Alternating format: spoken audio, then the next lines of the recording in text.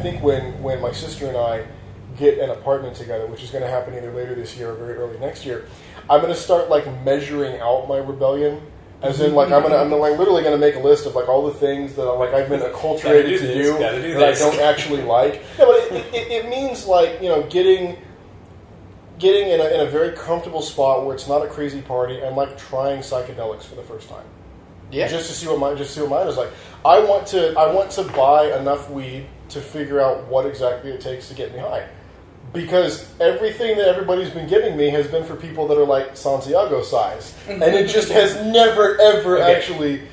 So something you can do that will guarantee that you're going to get high without having to buy like a brick, right? We talking space cakes? Yeah, edibles. Right. Edibles like... And that's whenever I was in between like shelter between foster homes, because I've told both of you those. Yeah.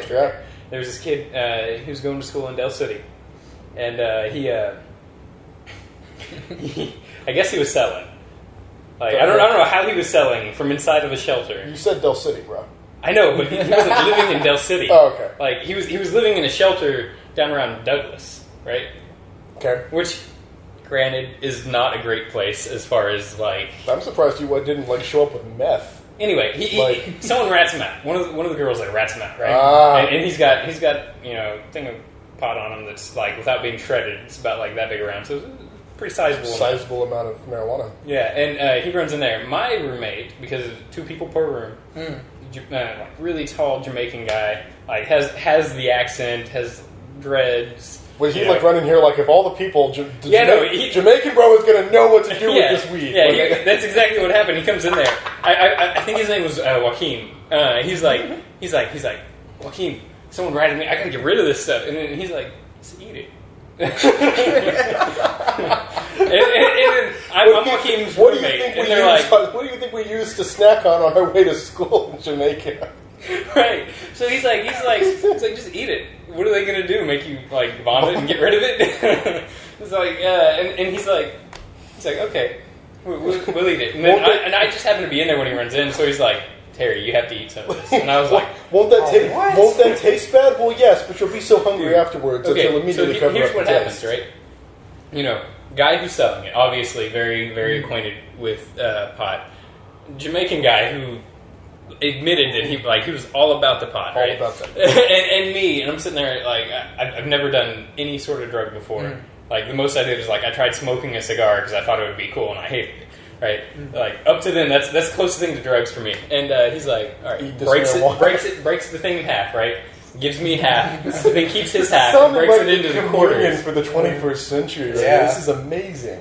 They give me like a solid half of it, and then they take their half and break it into quarters, and then they eat a quarter apiece, and then I'm sitting there with this half, and I'm like, you want me to do what with this? This is my bud that was broken for you. Yeah, I know, right? So, steak and so I put it in my mouth and I'm trying to get it down. Convenient. Yes. Yes. That's exactly what it was.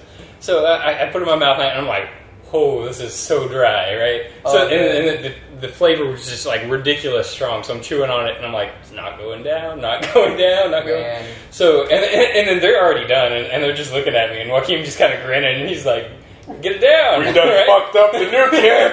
Well, yeah. So then I run into the bathroom and I'm like putting water in my mouth from the faucet. And I finally get it down and I get back in there.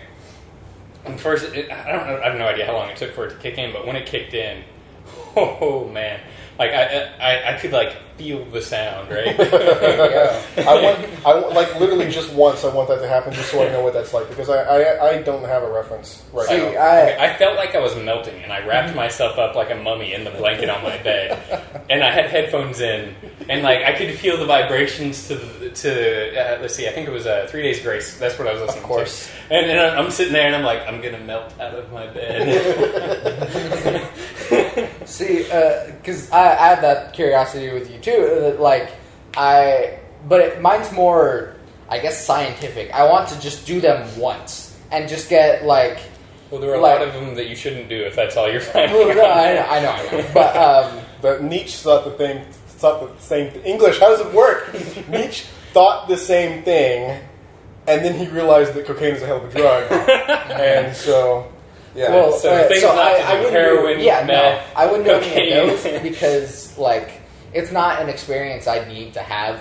None of these are experiences I have to have, but, like... I don't know. What I like, just philosophically, I want to have a Coke party once. Yes. Well, no. No. But not Coke, because that's too much. But, Expensive as That's all why I hell. was in foster care. yeah. Well, there you go. So... That's all I need. Yeah, so weed is one. I'd probably, and I think I would do the same thing with all of them. Like, sit down on a couch like this, just in my house or someone's house, like, Right.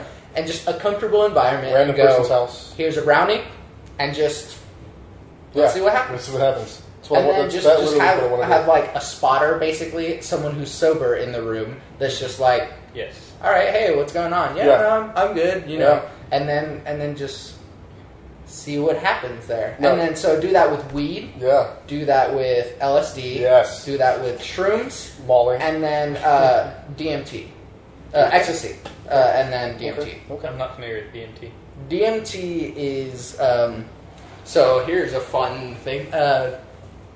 So there's a gland in your brain called the pineal gland. Yeah. And that releases DMT whenever you are having a near-death experience. Yeah. And so the like whole life flashing before your eyes, It's having just like you a giant tripping that's balls. you tripping balls right Yeah, before you okay. die. As opposed to the hippocampus, which when it like reacts wrongly and just releases hyper levels of aggression, that's actually you releasing DMX in your brain. So, Because X gonna give it to you. because X gonna give it to you. So DMT is, I mean, a lot of people. So it's basically like LSD, but just a higher level. Like it is. Like the just a step, or is it like It's a level of magnitude? It's the stairway to heaven. Okay. No, there's a documentary about it. It's called DMT, the spirit molecule. Okay. So, Yeah. and I think we talked about it on the one that didn't get recorded, but Yeah, actually, most I think we people, did. most people say that they see fractals. Yeah, that you're like seeing the fabric of the universe, kind of. One of my brothers, I will not name whom, because both of them will be on this podcast or have been. But he said that he experienced. He saw something like the Vitruvian Man, and then spinning, and then he felt the unity and being one with the universe, and so that is the experience that you have ahead of you whenever you take DMT, and while I don't feel like I need to have that experience, I think both of you know me well enough to know that I have some pretty universal love for the world, regardless of how much DMT I've smoked, which is zero. And so this is something that you have to inhale? No, you can do it consume differently, it. yeah. Like the Amazonian Indians. ayahuasca. Yeah, exactly. And These that's a plant that they boil, and then they basically strain that into a drink. You spice it with some herbs or whatever, and then you This is a commune with your ancestors. neurotransmitter that naturally occurs in the brain. Yeah, but it's not also found in a plant? Well, what it is it's basically like, so far as I understand it, it's something that the brain can release at any time. Yes. It chooses not to because it's some powerful shit. Yes. With any drug, you actually already have those chemicals in your brain. Correct. And whenever you take a thing, it Activates. it activates. And it. so some of them have the drug, and some of them activate the drug, and some of them is kind of both. And so there's actually a movement like on the far end of the drug scene to take both an active drug and then something that actually reacts what's already in your brain chemistry at the same time to reach warp speed or something. I don't know, but it was. Well, I'm familiar with how most drugs are either something that is a neurotransmitter or is something that mimics them, or something that triggers the release of them. I knew all that, but I was it's something that strong that's just like, yeah, boil this plant, you got it. Well, basically, if you ingest the plant on its own, there's an enzyme in your stomach that just breaks it down before it gets in the brain. And so like it. so you can't actually. But there's like a combination of things that you can do, and that is what allows them. And like there's some theories about like there's no like natural way that they could have reached like that conclusion on their own. So it must have been revealed by the gods or something. Right, yeah. But like either way. Like DMT itself, you could either like smoke it or whatever, or you could do ayahuasca. But that's also like it's a hell of an experience because you also vomit and crap profusely. Yeah, ayahuasca is not a recreation. Yeah, no, you don't just go, "Hey guys, I'm having a party." Like I brought a bottle of ayahuasca. You know, we're getting fucked up tonight. Like it's. No, like you have a shaman present, and you have your waste bucket, and you have a bedroll, just a tub, and time to meet your you ancestors. Experience God. So honestly, if I actually did experience God, I would feel cheated if it wasn't a pants shitting experience. Like really, like if I had my like road to Damascus moment, and I was just like, okay, I'm cool. Here's God, I would feel cheated. Okay, I mean, do you think like Paul crapped his pants whenever he had? No, I think he did. I mean, like I think like if we really were gonna like make an HBO special about Paul, there would be a parent shooting Road to Damascus moment because it's like that would be terrifying. Every time you see an angel, like their first thing is like, "Don't be afraid, you're not gonna die." Like this is, you know what I mean? Like angels, just by their existence, are terrifying because it's so much more everything than, you know, which is, I was going to tell you actually in the last time we did this, if I was ever going to become religious again, because I am surely not in any way practicing religious, but if I was going to be religious again, I think I would be a fundamentalist. Because I think the only thing that would trip me back into being like practicing religious is something that would make me go so far in the other direction that I would be one of those people that I just can't stand right now. You know, and I think I do, and I think that's actually where fundamentalism comes from.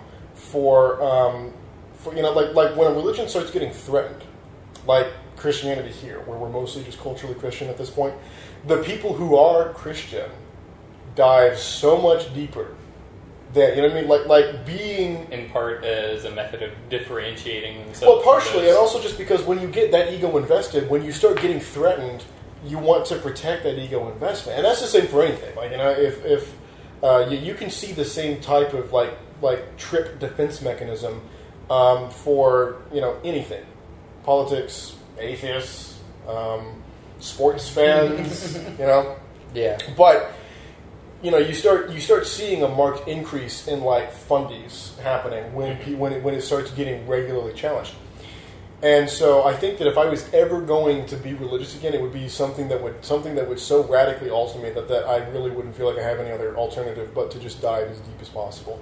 And that's the whole no faith like a convert thing comes from. Which I don't think it's ever going to happen, but I mean, like, I don't think at this point I'm ever going to be like just culturally Christian again. Like that's not an area I can go back to because it's just so foreign to what I believe now. I'm either going to have to completely commit to it, or I'm just going to continue on like I'm doing. But I can't really pick a middle ground. I mean, if anything, I could probably, like, if I were to jump in just like wholeheartedly into religion, I would just become like full on Buddhist monk.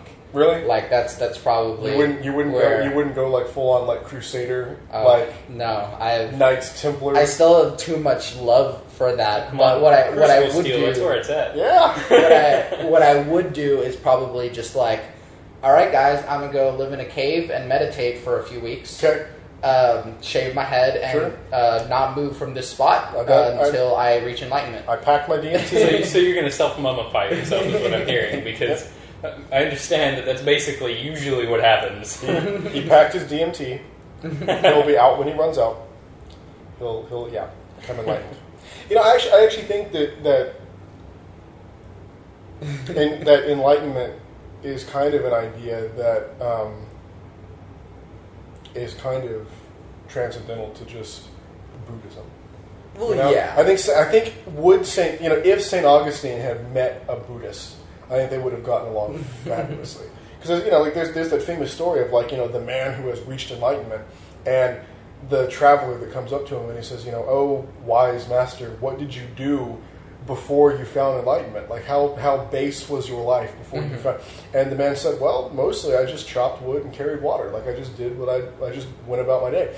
And he says, "Okay, so you just lived a normal life. So what did you do after enlightenment?"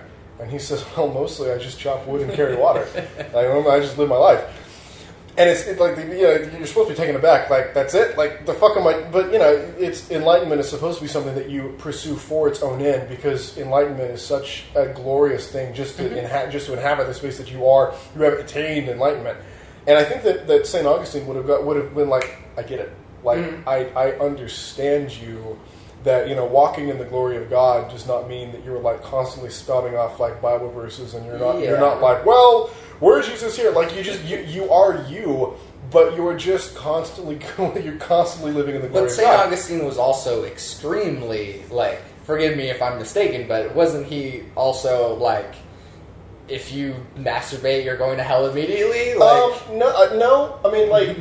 I'm not familiar with this figure at all. St. Augustine lived in like the late 300s, early 400s in Alexandria, Egypt, which at that time was an entirely Christian city. This is before Islam even existed. But he lived at the very tail end of the Roman Empire. So this empire that had spanned the globe, that brought spices from India and tin from Britain and elephants from Africa, who controlled the world, was fading and breaking apart. The world was ending.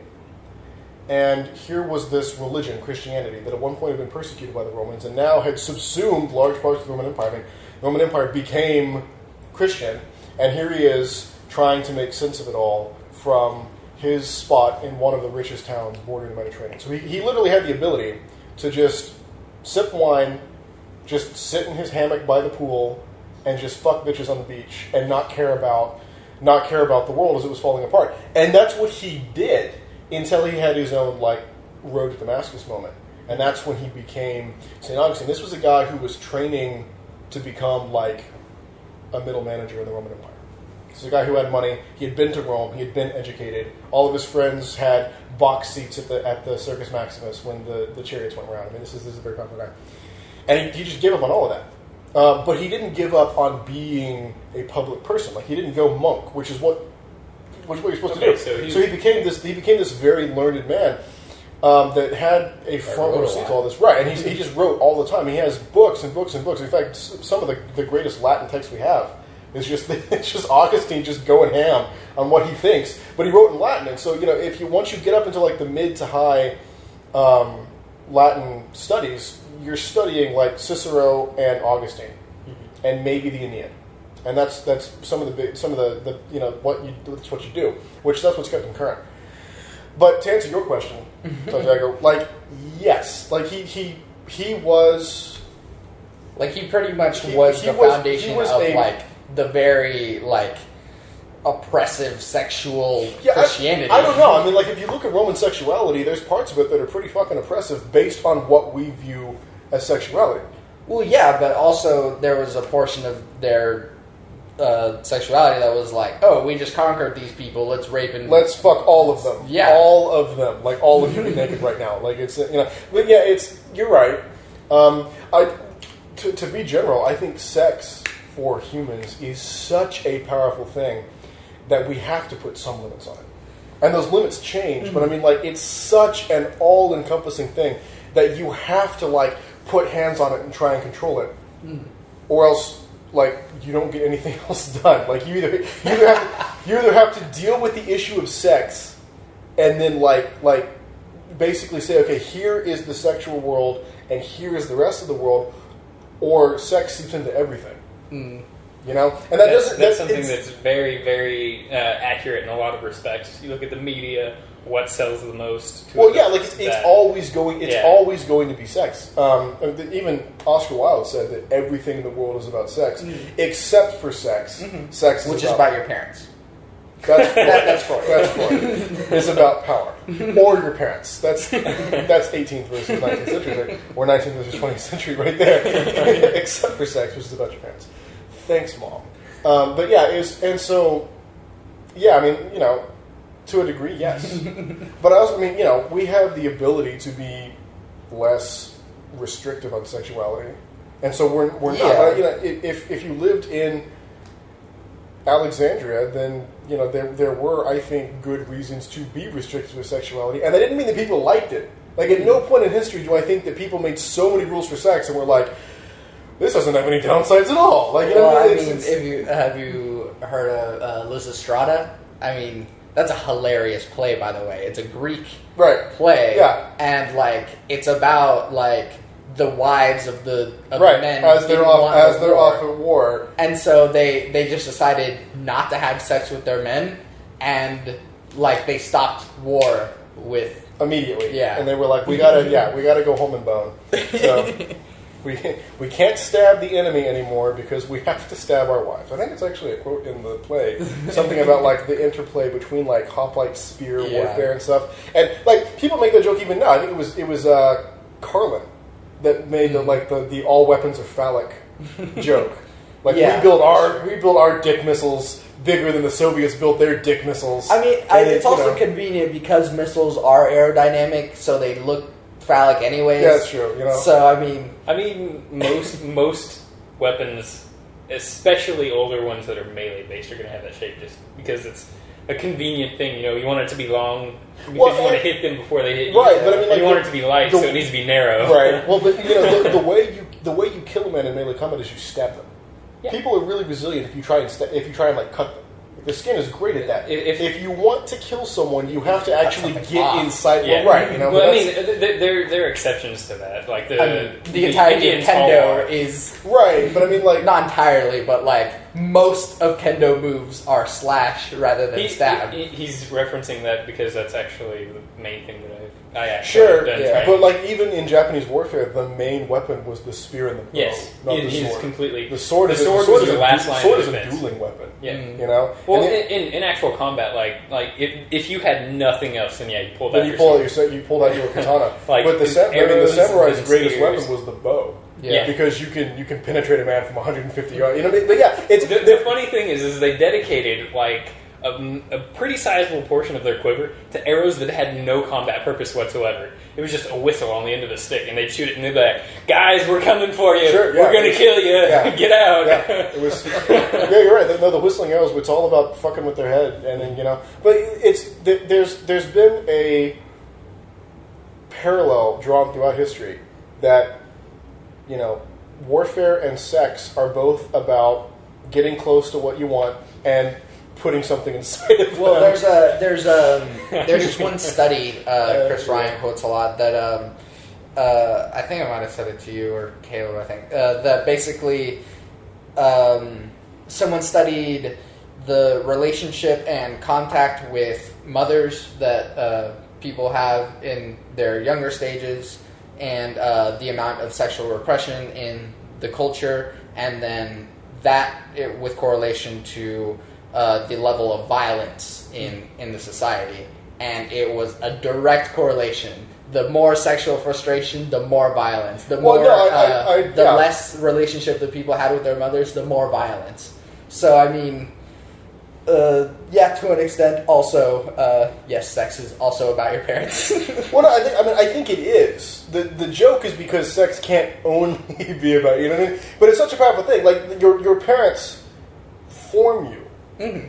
I'm adopted, so my adopted parents literally didn't form me. But I mean, for most people, their parents literally form them and then figuratively form what they become. Which is part of the reason why I want to so selectively rebel is because when I want to experience all these things, it's like checking boxes so I can become this well-rounded person that I am in control of. These are the parts of me that I want to carry on, and it's very difficult to do that when you have when your parents still have any level of authority over you. Which sucks to be a millennial because 55% of us are still living at home because jobs and houses and economy and adulting is hard and shit, but it's Terry, you're winning out of Hobo King over here with his own house. I wouldn't say actual winning. I mean, I'm splitting the bills 3 ways. Winning. So well, that's what I'm going to do. You know, we're already planning, but it's like it's going to be. Amy and I are doing 1/3 of this. Right. Ethan is doing. Well, actually, we're doing a little more than a third. He's doing closer to an exact third, and then the rest of it's being picked up by Dixie and Randy. Right. Because they're using the shop and Sure. lots of electricity. Sure. Oh man. But it's okay. But I mean, as far as that regard goes, you're still much closer to being an actual adult than the two of us are. Right. I still. Okay, I'm older than you. I don't know how old you are. So 23. 20. Oh yeah. I think we're like we're really close to exactly the same. You're born in September, right? No, December. I'm born in October. December of what? 92. God damn it! Yeah. Yeah. Yeah. But So, I am anyway. the youngest one here, so you don't have to worry about that. That's true. Well, I mean, So- like, I try not to measure myself against people because I Whenever did. you get to our age, then we can see who's winning because we've got a head start on you. Well, no, I don't think I have. I really think that I started behind a lot of other people. In that, like, the first time that I actually got to decide really anything for myself was roughly where I wanted to go to college. And then what I did while I was up there. And I started failing almost immediately. Like, before all the shit that I was talking about, That's you went down. basically the same as... You know? Yeah, I well, mean, right. But- Terry had but to like. For you, it was... I think it is different. Not that I'm discounting... Like, not No, that I'm like, yeah. no, shut up, mine was worse. But... Well, okay, for from you- what I've heard, yes, yours arguably is worse. Yeah, I mean, for yours, it was a total lack of structure that you had to build. For me, it was too much structure, like too much control. So I think one of the fundamental differences between the two of us is while you're waiting, you've waited to do your rebellion thing. Yeah. Mine was immediate. I was in foster care. Right. Most of the homes I was in, even if they were good homes, I was like, screw these Well, people, I right? can so imagine like that, yeah. I started rebelling almost as soon. Mm-hmm. I was like really mousy before I was in foster care, and they start putting me into these homes, and I didn't like any of the situation. You name it, I had a problem with it probably. Sure, yeah. And so I was like, no, you don't want me to do this, I'm going to do that kind of thing, right? So I got my rebellion out of me sooner. I kind of wish I'd done that. I didn't cave and then fall into the structure that they were offering. And most of these homes were pretty... I mean, I don't know your parents, but I mean, from what I heard just from your first recording, Sure. like, most of them were pretty comparable just in basics to what you're going, with the obvious exception of none of them were missionaries. But, Right. Well, I mean, it was difficult for me to really understand how different I was, because when you're that cloistered, you don't know what you don't know. And so I knew I was different, and I knew I had rules that other people didn't, and I knew that I wasn't experiencing things that I wanted to experience, but it was always kind of like I don't know what I'm missing type thing, which honestly made me miss it all the more, because like if I knew how awkward a house party could be, then I'd be more selective with the ones that I wanted to go to. And so like if I'd have had this in high school where I was like, well, this sucks, like I don't see what the point, and so then you start cultivating that the selectivity. I didn't have any of that. So when I went to college, it was like everything now, and I just like didn't go to class at all, because I was just experimenting. It wasn't even rebellion at that point. It was just like, I can do this, and then did. And I ran into brick walls almost immediately, and that feeds into what I said. Yeah. But when I say I want to selectively rebel, that's what I mean. Like I want a Controlled right. I want to controllably demolish. I want a controlled demolition of the things that are like still, like almost subconsciously supplanted in my mind. And I was talking to you about like all of this, like even though I am not religious in at all, I still have like respect for religion, and I really do enjoy learning about it, and I think that there still is a lot of things that we can glean from it. But sometimes I wish that I wasn't. Sometimes I wish I could just be like, fuck religion, like fuck, and just like flip the table and like piss on the Bible and shit, and then just go full just rampage. Hey, be careful, man. This microphone's sitting on a Bible. Right? Might burst into flames. Yeah, I mean, like sometimes I wish that I had done that just so I could like everything at once. But I feel like that's never actually been me. Like my sister, that she did that hardcore. I mean, while you were still in high school? Well, a little bit, but they clamped down on her actually a little bit harder than they clamped down on me, because she was a teenage girl and Coming home pregnant, yeah. Well, it was pregnant, but also just like, you just have so many more reasons to worry as a female, and that's just like... Yeah, well, there's I don't think most 19-year-old girls realize the power that they actually have. Like, I was watching Game of Thrones, like the second to last episode. I don't know if either of you guys watch it. I don't. But there's a scene where like the princess is watching her stepbrother, but it's actually her cousin. It's a very complex show. Have a battle and he's losing, and then a guy that wants to marry her rides over the hill with like his whole fucking army to come and save the day. And I turned to Christy and I was like, "Do you see what Princess Pussy is worth? Do you see how many guys are dying?" I was like, Helen of Troy. Yeah, that's what I mean. It's throughout history. I don't think most young women actually understand the limits of what they could get and get away with. And I think that's probably a good thing. No, I'm not saying it's. I'm not saying from the perspective of a male. It's probably a very good thing. But is that not limiting sexuality, which he was talking about? This is what I mean by putting hands on and trying to at least box in sexuality a little bit. There. Right. I wasn't even thinking about that for sure. And Christy at 19 was when she still is, but she was gorgeous, and she still is, and so she's about to be engaged. I'm actually helping her soon-to-be fiance like plan that a little bit, just like the beginning stages, and then talk about it. But she went really hard when she suddenly realized that you mean I can just get stuff.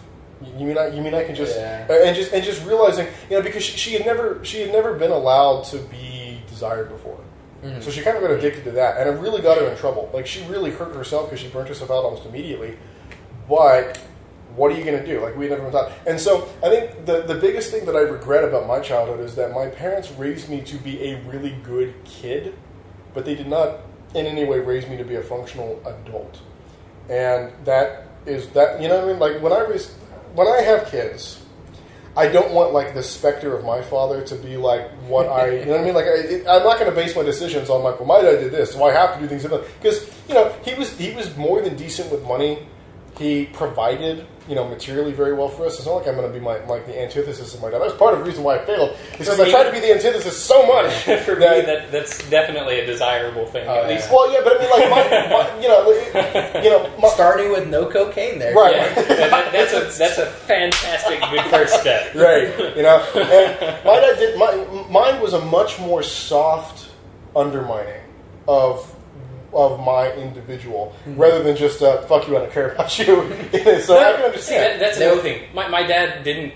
He wasn't like, hey, I don't give a crap about you guys. For him, it was a battle for him. He was like, I've got this addiction, and I've got a family that I want to care for. And there were times when like he was his addiction, and then there were other times where he was like fighting it pretty admirably. And so like I don't have any hate towards my dad for the things that happened. I'm probably very different for people who've gone through the things that I've gone through in terms of perspective on it. Right. A lot of people are either like, my parents did drugs, I'm going to do drugs, and then they become scumbags too. Yeah. Or they're like, my parents did drugs, and I hate them, I'm never going to talk to them again. Right. And I'm like, my parents did drugs, I was taken away from them, I'm far better off for having been taken away. Yeah. So, like, no harm, no foul, whatever, But there's two ideas that come up here. One that you were mentioning, Cory, is that that you were raised to be a good kid, but I feel like one of the biggest problems about being raised in such like a fundamentalist, like, you be this way because I say so, is that you never know why that's that's exactly it. They never explain why. That's not necessarily a problem for everyone, though. There are a lot of people out there who just follow because someone else said so. Well, yeah, but I don't think it's just because I'm not saying it's necessarily good. Yeah. Right. Okay. I'm definitely not. Yeah. But I think that since we're all talking about our childhoods, that's something I've been curious about. Pour your heart out to us. No, it's not. I didn't even have a bad childhood. I think that you come from a very interesting place. Yeah. Venezuela? Well, okay, I didn't mean literal location. I meant perspectively. It is fairly interesting right now. It's that yes. I never was really told to do something and then not told why. Yeah. Because if it's like I always use the example of like, there's a hot stove, don't touch it. Sure. And you can just do that and go, hot stove, don't touch. Then you can go, okay, fine, I won't touch because you say so. But then there's like there's a hot stove, don't touch, you'll burn your hand. Mm-hmm. And then that's the middle ground. And then the farthest is like, oh, you want to touch the hot stove? I'll let you touch the hot stove. Touch it, motherfucker, touch it. Yeah. Yeah, and then, so like, I feel like I got the middle ground there. There was like, yeah, you can do that, but like, there's also all of this accompanied to it. And so I was given a level of freedom, but given enough structure to where I didn't just take advantage of it willy-nilly. So what ended up happening is that like I did go and do like, I didn't do bad stuff, but I like hung out with friends. I like walked around everywhere without telling my mom where I was, and that's like the extent of the rebellion that I did. Sure. Because I never really got past the point of like, because I knew that drugs were bad and why. Okay. Like, because that's the difference. Drugs are bad. All right, I won't do drugs. Wait, some people are doing drugs and they don't think they're bad? I'll do all the drugs. Right. No, it's drugs are bad because of this. Mm-hmm. So this is their purpose, and like, I think that puts each of us in like different categories here. Yeah. With my parents, with very few exceptions, it was do what you're going to do. You're going to learn the results of those actions. Mm-hmm. At least while I was living with them, like up until I was 12. Yeah. For you, for me, it was some things literally carry with it like the threat of hellfire. If you do some things. And then for you had the in between that. Like, for very few exceptions, for me, it was like, don't do drugs because if you do them, they'll beat your ass. Yeah. that's literally something my dad told me. But yeah, that's. So I never had like. I don't remember spankings. I was spanked, I think, when I was like a lot younger, but like I don't remember spanking. So I can remember as far as to where I was like 5 or 6. So from that point, I wasn't spanked. What did happen? The punishment was like a stern talking to from my parents, and I would be like, "Man, I feel bad about this." See, that wouldn't have done anything to me. And you know what? It worked. See, it's funny. That level of like shaming what you did was like an implicit part of and to this day still is an implicit part of dealing with particularly my father. That implicit level of like shame and that level of just visceral discomfort is my relationship with my dad. That never went away. But it's not about, because the difference is that you were told that it's bad, right? And it's not like a one-time thing and then it dissipates. That's like, that just is how it is. He would because I didn't get spanked after like 8 or 9.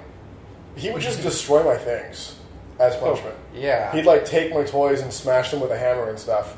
And even to this day, I don't I don't consider him abusive. He's really not. What he was and still is, but I'm 23 and I'm just bigger than him, so he can't. He was just extraordinarily controlling because he was repressed. Like, his mother, my grandmother, and she's old enough now that she's kind of mellowed out because she knows she's going to die soon, was enormously, like, pathologically controlling, and he never rebelled. He never ever did. He was always the dutiful son. His twin brother, moved out, switched states, did his own thing, and he is the much more just sociable, like just grounded person.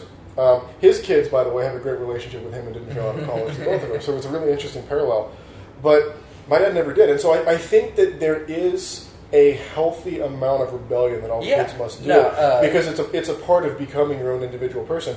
And I think that when I say that I want to raise decent kids, I mean exactly that. I don't expect world-changing kids. I want them to be decent young adults when I let them go. Yeah. That's it. That's it. The other idea that came up was that I've thought of this before, and like the levels of like conservative, like, extreme repression and structure is like, let's say, is way up here. I don't think that repression has to be just a conservative thing. And so, I mean conservative as in conserve. Not conservative as in it is understood politically. But, so like... Okay. Yes. I was going to make a joke, but there's that level of, like, structure and rigor, and then all the way at the bottom of that wave is, like, extreme rebellion, nothing matters, extreme everything chaos. is possible, there are no rules. And so there's a balance of that, and I'm sure you would understand that, like, there's waves of that in societies that goes...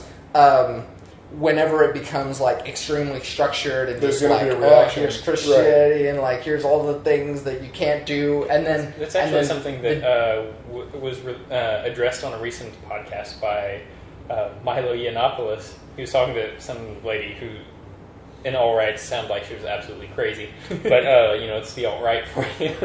But they were talking about... this generation's thing, instead of being, about Marilyn Manson and stuff like the album Antichrist Superstar and whatever, it's the thing that is looked at as more of a that's not normal kind of thing is being almost kind of a conservative kind of person. Mm-hmm. It's kind of the roles are swapping. And so what it is that whenever a society is, like, very structured and, like, repressed, then the generation afterwards goes way down in the wave and goes like, screw all your rules, I'm gonna do whatever I want. But then their kids are like, you didn't do anything for us. We got to create some rules here. And so they go back up, and so over time the wave starts shrinking down and finds this happy medium. But, like, every once in a while, there's, like, the people who, like, bump it back up again. So you've got, like, the 60s, then you've got the Reagan era. And then exactly. But I also think that, like, the number of hippies in this country at any one time was hella small. Yes. And they defined a decade. They were extremely overrepresented. The number of, like, hardcore Reagan Republicans was extremely small. But they defined an entire political era. And so I think that part of that is that the radicals define the movement. We were talking about this. That's something that we is that the people who are, like, most for an idea are completely overly represented in just about anything you do, and most of everyone else just kind of, like, falls along with it. So I think most people, even in that wave, are basically just moving a little bit beyond baseline or below baseline or above. And so part of what I want to do when I say I want to selectively self-destruct is to knowingly and kind of, like, safely take myself way beyond that just little baseline, which is what I'm comfortable with. Like I'm used to, like, a moderate amount of rebellion, and I want to, like, really, like, just demolish everything. So then when I come back to baseline, I'm not being subconsciously pulled back to how I was raised. Because there are a lot of things that just, like, how I'm habituated to react to, like, just habitual things that I do are things that, like, logically I don't agree with, but it's like it's not a logical thing. That's always how I've been, and you're right. That's part of what I want to do is, like, get to the bottom of that wave and then be able to come back because I didn't just, like, crazify myself.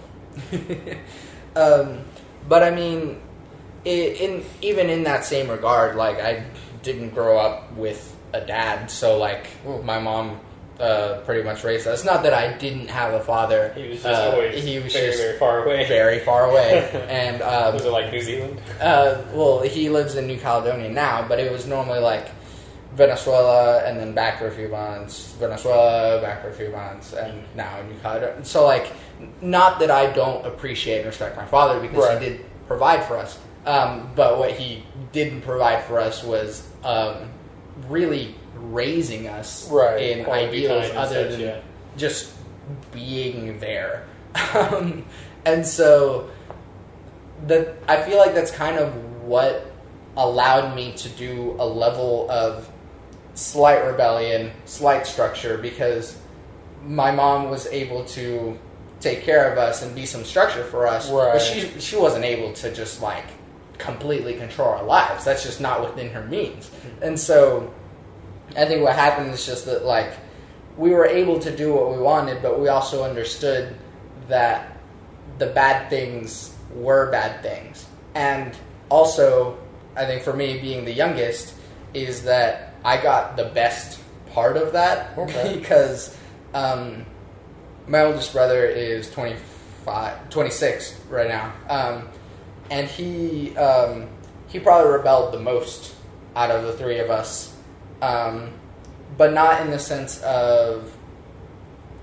It depends, but in, like, school, he just got bad grades and stuff, and just, like, didn't really decide on what he wanted to do very soon, and was just kind of, like, flaky about everything. Sure. And so, like, then... This guy. And then, middle brother was, like, kind of ignored out of the three of us, because... That's cliche. It is extremely cliche, but, like... And so, he just kind of wanted to get stuff together in a way that wasn't the way that my dad wanted him to, because he, like, loved my dad and then hated my dad. And then, so, like, my dad's an engineer, and then he, like, wanted to be an engineer too, and then was like, no, I'm going to do the opposite. So he would be a music Social teacher. worker? Music teacher. And so, like, there's that level, but he still, like, tried really hard, but because, like, he wanted to. Right. And so he's kind of more of, like, the like, myself thing, because he never really got treated as part of our community, I guess, as siblings. And then I was there to just kind of catch, like, the third wave of parenting once they figured it out. It was like, oh, hey, if we do this much but not that much, then we can do this. And so I got to learn from my brother's mistakes. And Sure. But I also, since I, like, respect and love them so much, I also, like... I feel like what happens with people who have older siblings is either they try really hard to be not like them because they hate them, or they try and keep up with them because they think they're the coolest people in the world.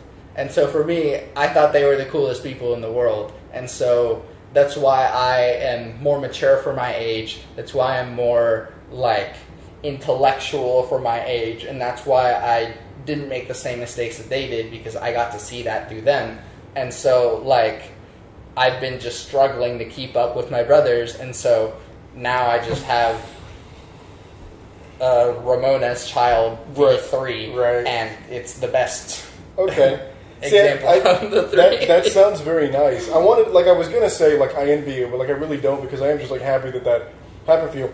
My sister and I are the exact same age. Yeah. We're both adopted, but we are so close that we just call each other twin, because we are. We have always been in the same classes. Mm-hmm. We have always been together. And so growing up very much alongside her gave me a very good understanding of, like, how girls grow up. Because it wasn't like, my older sister's going through things and I don't understand it because I'm 8 and she's 14. Like, we were the same age. And so, you know, when people say, like, girls don't mature faster than guys, I'm going to call bullshit, because they do. I think that guys take longer to mature than women do.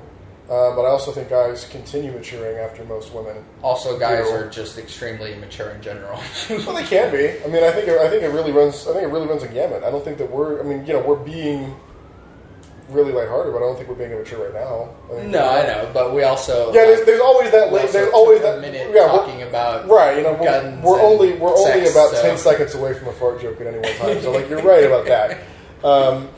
But yeah, it's, you know, growing up with her, I never had there were no older or younger siblings. Yeah, we were it. I never had that at all. So I don't really know what I'm missing. Yeah, that sounds nice. Where it's like, you know, hey, I'm their Goldilocks child. Like, they overparented and they underparented, and then there's me, and I was like, okay. I've actually had an experience most people won't have in being the foster care. Well, I was the firstborn of my biological parents. Yeah. So I'm the oldest of my blood siblings. But then, like, in the different homes I've been in, I've been anywhere from youngest to middle child to oldest. Yeah. I've experienced each of the different. Yeah. That's pretty neat. So like, you should write an ebook or something about being any of them. being the Switch child. You know how we're millennials? You just said ebook. You should write an ebook about it. Yeah. Sorry. Self-publish that shit. But see what you say. See what you do. Getting into podcasts has done to me. Another thing, though, like some of the things you're talking about, like the structures that you had implemented on before I was in foster care. Some of my experiences during the low points in my parents' time with me. Like there was actually a point that was coming up very, very soon, right before I left. My dad was like, "When you turn 13, I'm going to pay a hooker for you." Wow. Yeah. And I left the September before my 13th birthday. Now, were you angry at the time? No. You could have just waited. Foster care. I saw the women that were around that area. And I knew the pool that he was selecting from, and I was like, well, that and the fact that like I'm going to commit a crime so that she can commit a crime more than one crime. Yeah. Like no, there was all sorts of bad. And honestly, during that point, my dad was like particularly deep in addiction. Like he was not anywhere near normal kind of operating capacity for a human being, right? So, I mean, if I were to mention this to my dad, I don't know that he would even remember it, honestly. But yeah, so like some of the you guys are talking about, like I had these rules on me, and I'm just like, my dad almost got me a hooker. Yeah, like that's. But I mean, but that's why I think we all kind of represent different parts of that wave that I'm talking about. Right. I'm very much of the if somebody you're at the bottom of the wave, and now like, you're coming back up. I'm borderline heartless on a lot of issues, and so because for you just got like no rules, and you just got to rebel early. So now you're coming up from that wave, and you're like, all right, I need to structure my life. It is telling that he's the first one out of all three of us to get married and to be like to be the most adult, to be the most established adult. I don't think that's an accident. I think that's you know. And then for you to have been like at the top of the wave and just been I'm not like I don't think that I'm going to get to where most people are at 20 or 21 until I'm like 25 or 26, and I'm kind of cool with that. I used not to be like I used to like really fret that I was like being left behind because people were on to like hey, they've got their party people, and I'm like, I'm gonna go watch the Matrix movies for the first time now. Like my baseline for like rebelling started so low that most people just don't consider. But I remember I watched the Matrix movies when they came out. Right, and it's like when I was in middle school and high school, people would say like, "Oh, she's such a slut," and I was like, "What does that mean?" Yeah, like just the level of cloistered is very difficult, even for me now, to like explain because I'm not that anymore. But like to reach back and be like, "All right, so this is all the parts of me that I can't take back in time because this came from after that," and just it just. I'm still catching up to like just big gaps that most people just take for granted, and I don't like I'm not like tense about that anymore. Yeah, I suppose it's just something that I do, and that's why instead of like just wanting to go to raves all the time, I want to sit in a living room and just finish out my list of stuff, and then I might find that I don't really like them. That it was just the fact that they are attainable now was really all I wanted. Yeah, I don't know if you remember seeing the Jimmy Neutron movie, but like whenever their parents disappeared, the first thing that everyone did was like did all the stupid things that rules. they said don't do. It's like I'm leaving the fridge open and letting the cold out. Oh no! Like just the stupid little things. But I think for me, I'm riding like the middle of the wave and just kind of bouncing. I think there is something to be said for moderation there, and really, what I want to get to is that sense of moderation of being able to choose moderation now instead of just being content with it because So, but I mean that's pretty much. Yeah, that's pretty much it. All right, I think I'm good here since this is technically like yours and my thing. Let me just get I'm Santiago Ramones. SantiagoRamones.com. That's all my things. I make music, and I have this podcast. I'm Cory Hall. I need a catchphrase. Santiago's got his all figured out, and I like it. I blog about foreign wars and shit in my free time. And What's the name of that blog? Oryx blog. Google that stuff. Yeah, it's we do good work, and just put my life back together at this point in time. So, anyways, You're on it. yeah. Terry, what do you got? Don't know the name of my stuff yet because I'm still battling on how trolly I want the name to be. All of it. All troll. See, I'm thinking about making it a play off of the Dove meme. 110% troll. She just leave? Yeah. Anyway, She was like, they're podcasting? I'm going to come back later. that very well could have been the train of thought that went through her head, I'm not going to lie. Anyway, I guess the closest thing to a catchphrase that I've got right now is if you're offended, nobody cares. Yeah. Yeah, that's kind of baseline there. You have every right to be offended, and I have every right to not give any amount of a crap. So, yeah. All right. You and I need to do a troll podcast. This is Bit Depth and whatever the hell Terry's going to call it. You can even call it whatever the hell Terry's going to call it. That might be fun. That sounds, hey, that's possible. Yeah, okay. And 3 things. Love never fails. It's going to be okay. I might be wrong. Thanks for listening.